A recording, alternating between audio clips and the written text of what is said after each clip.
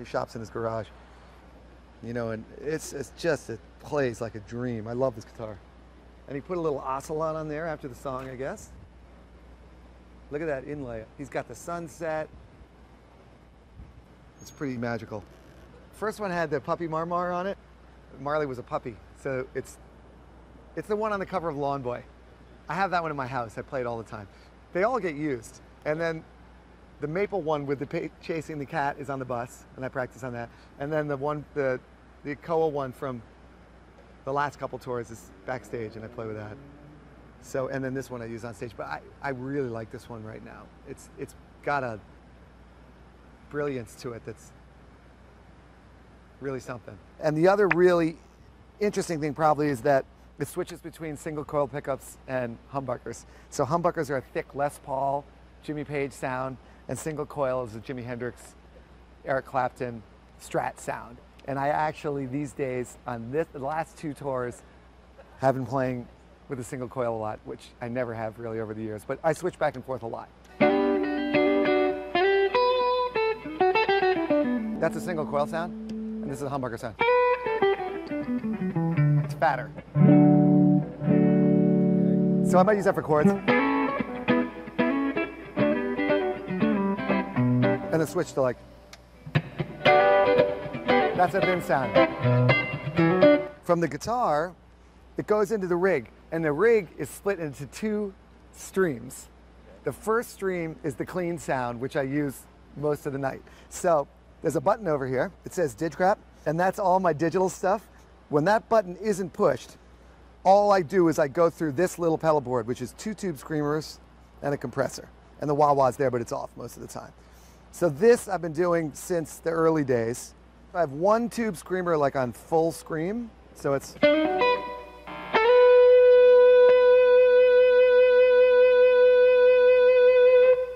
That's like the sustaining sound. And then I have 1 tube screamer on light distortion. So it's like...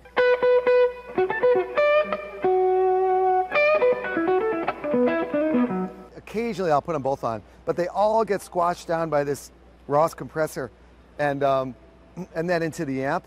And I actually stole that from Mike.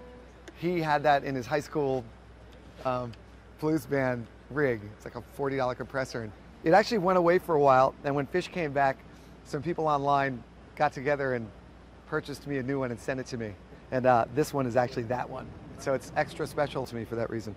Anyway, it goes in here, and the amp, if you come over here, I got this amp in about 1985 or 86. It's a Mesa Boogie Mark III, which today is sort of a much maligned amp. This is exactly the same rig that I played through at Nectar's. And I actually have a theory about that, if it's not too boring. But I believe that being familiar with your gear is more important than having really good gear.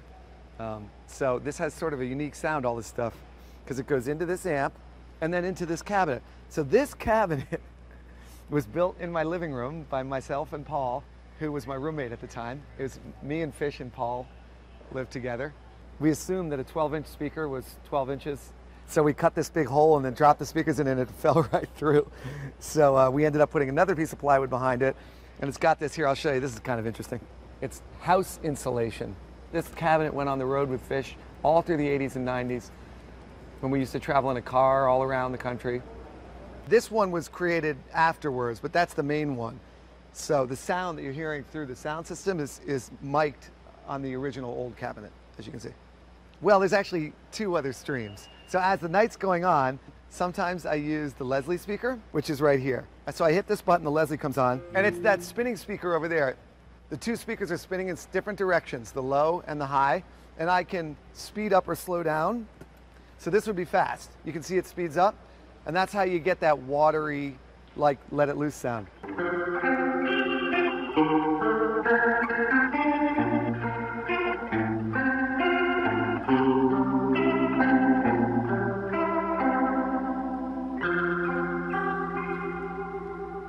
I have these 2 chains because most of the time I want the guitar to be as close as possible to just a cable going into an amp.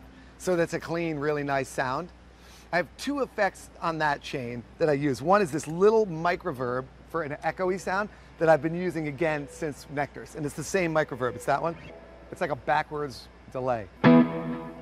It's a delay, but it's flipped around backwards, so it comes towards you, bump, junk, and I think it sounds like the leads are going, look. So it's like, you know.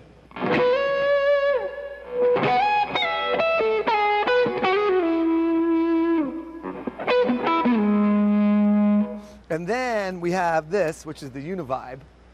And the Univibe is, of course, made famous by Jimi Hendrix.